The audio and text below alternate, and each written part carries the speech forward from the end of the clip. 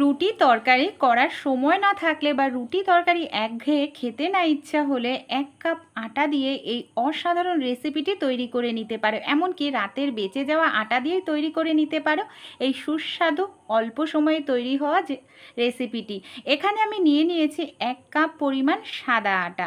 এখানে তোমরা ময়দারও ব্যবহার করতে পারো, কিন্তু আটাটা যেহেতু স্বাস্থ্যকর এর জন্য আমি আটাটা দিয়ে রেসিপিটি করেছি। যেরকমভাবে আমরা আটা মাখি রুটি সেরকমভাবেই আমি সামান্য পরিমাণ নুন দিয়ে দিলাম, অল্প অল্প করে জল দিয়ে আটাটাকে মেখে নেব।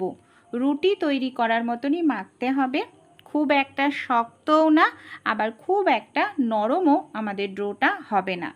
আমি কিন্তু দেখো আটাটা মেখে নিয়েছি, এখানে আমার আটাটা থেকে দুটো লেচি তৈরি হয়ে গেছে।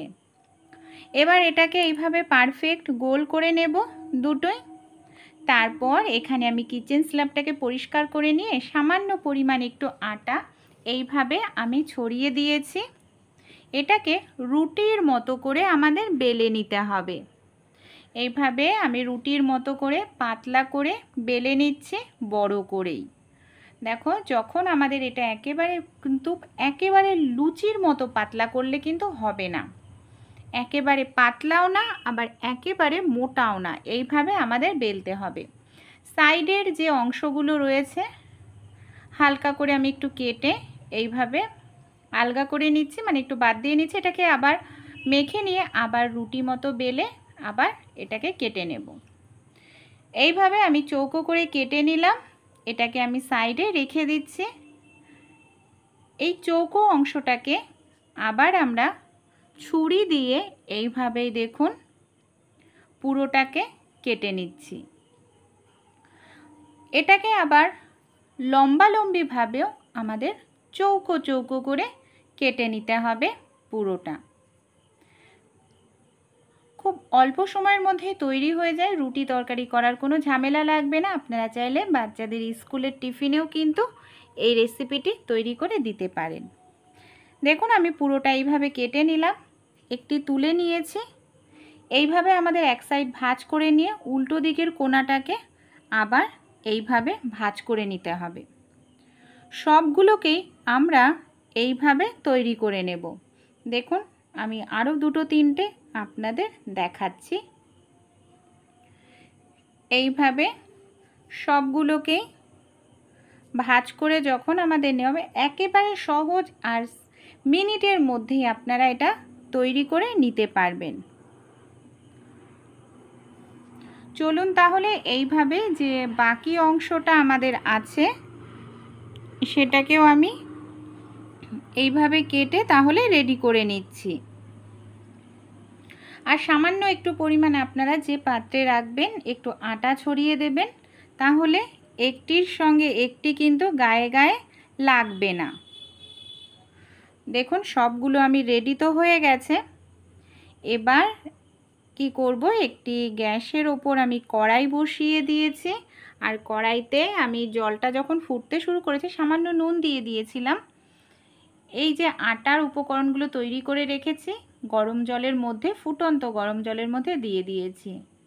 এটাকে আমি 30 থেকে 40 সেকেন্ড একটু ফুটিয়ে নেব। বেশি ফোটানোর প্রয়োজন নেই, 30 থেকে 40 সেকেন্ড ফোটালেই কিন্তু হয়ে যাবে।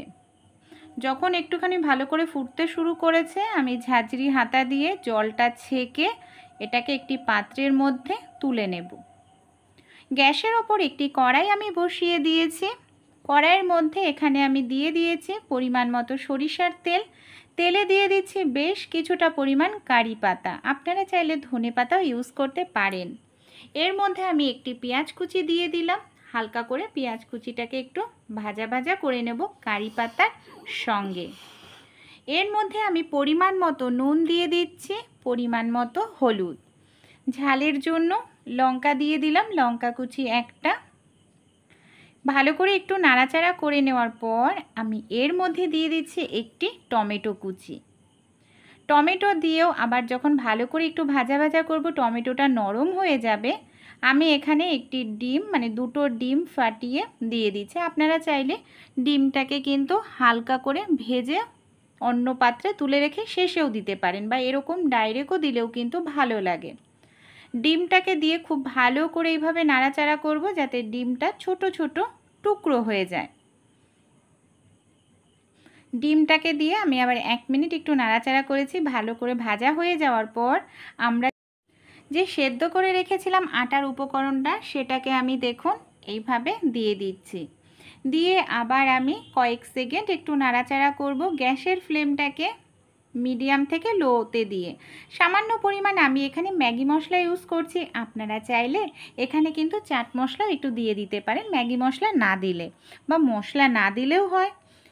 যখন খুব ভালো করে আমাদের একটু নাড়াচাড়া করা হয়ে যাবে, দেখুন মিশ্রণটা এরকম হয়েছে দেখতে, আর খেতে কিন্তু অসাধারণ লাগে। খুব জোরে জোরে নাড়াচাড়া করবেন না, তাহলে ভেঙে যেতে পারে। এবার আমি গ্যাসটা বন্ধ করে দেব।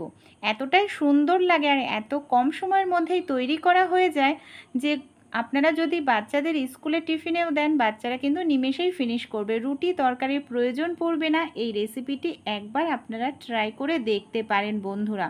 খুব কম উপকরণ দিয়েই তৈরি হয়ে যায়, খাটনিও করতে হয় না। তাই ভালো লেগে থাকলে অবশ্যই নিজেরা ট্রাই করে খেয়ে দেখবেন, কমেন্টে জানাবেন।